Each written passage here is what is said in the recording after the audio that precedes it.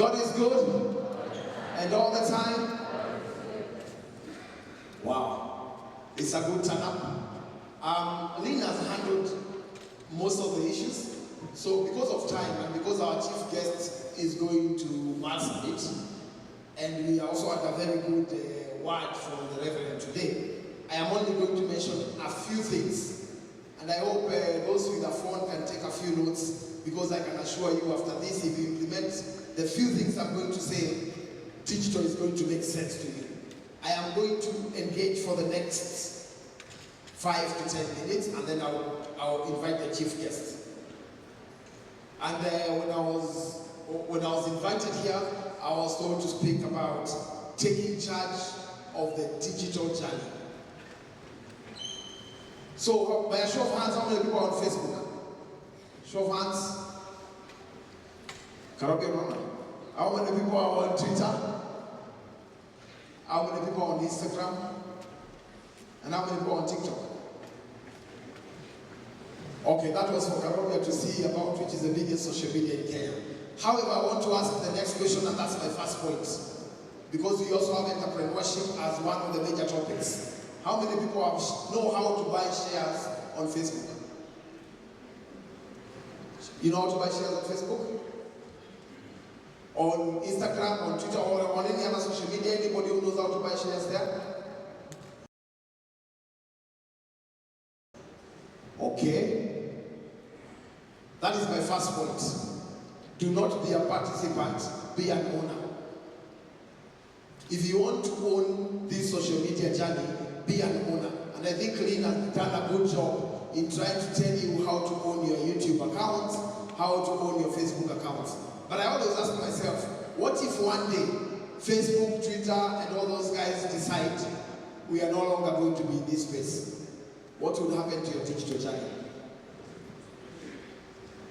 When I checked last night when I was preparing for this meeting, one share of Facebook is 15 shillings, 15 Kenya shillings. So why are you not an owner of Facebook? So that in the event they decide to pull off, we will all have a voice on the winding up of Facebook, Twitter, or Instagram. I challenge you, I want to be brief, go and own a share of each social media you are in.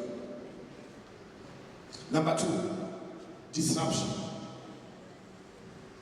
One day, I worked for a president called President Uhuru Kenyatta. In 2015, 2016, Facebook started going live.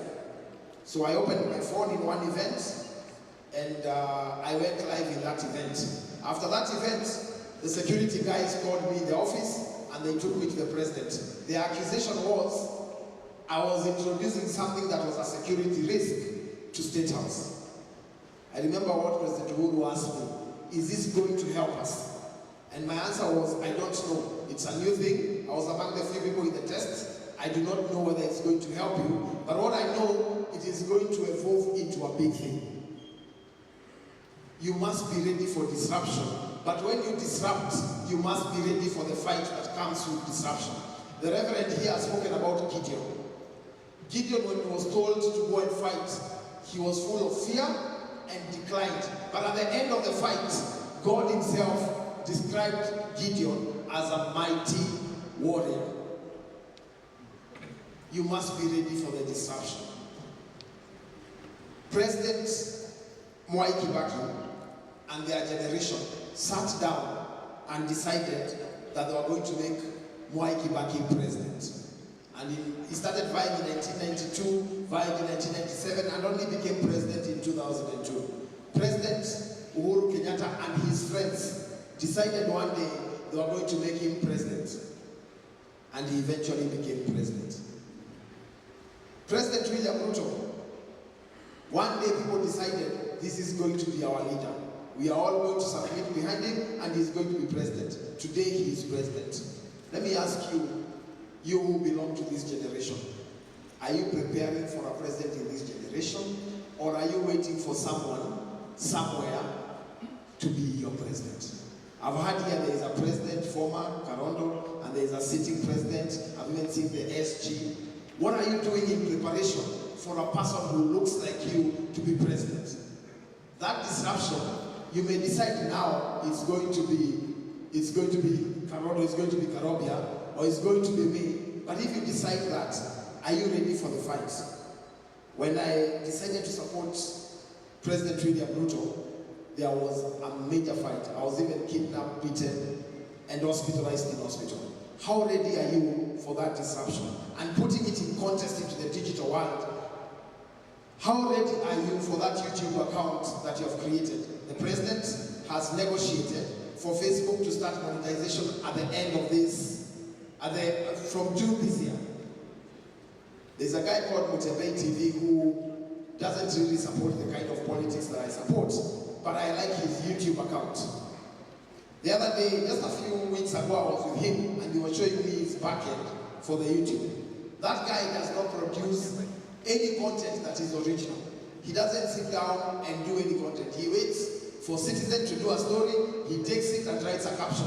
See how David Nyoro told students at Mount Kenya University. And we all click bait and he makes the money. As of 3 months ago, that YouTube account was making consistently in about 8 to 9 million shillings every month. But I don't want you to look at the 8 million. I want you to look where he came from. He was a cameraman for Citizen TV earning 70,000 shillings. 70,000 shillings. Today, he employs 10 people, paying them a salary of 70,000 shillings. That can be you, because he didn't start. You probably wouldn't even know him if you walked here. You don't have to be known to disrupt. 2 more points. Data. The new goal